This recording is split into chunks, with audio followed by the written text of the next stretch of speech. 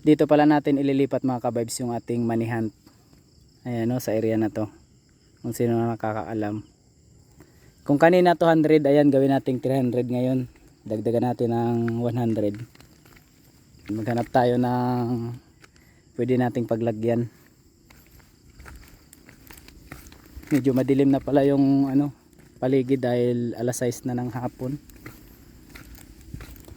Maghanap-hanap tayo. Ayan o, may puno na, yung palatandaan dito may puno siya na walang dahon. Tapos meron siyang mga hinukayan ng bako. Ayan o.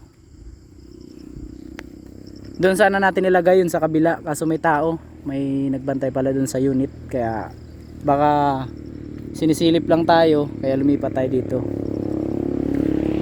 Ayan, maraming mga bato. Ayan o, ikat ko muna. Ayan, nalagay na pala natin. Bale, nag flashlight pala tayo para, dahil madilim na, para makabisado talaga kung saang lugar ito, ay saang area.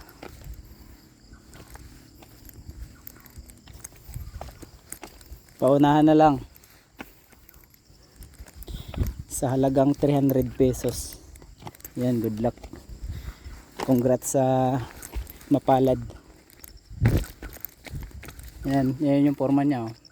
Ayan yung kahoy na walang dahon. Kasi bigyan ko kayo ng clue.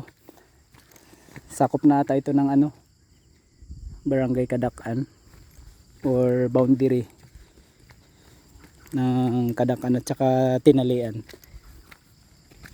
So yun lang. Good luck at congrats sa makakakuha.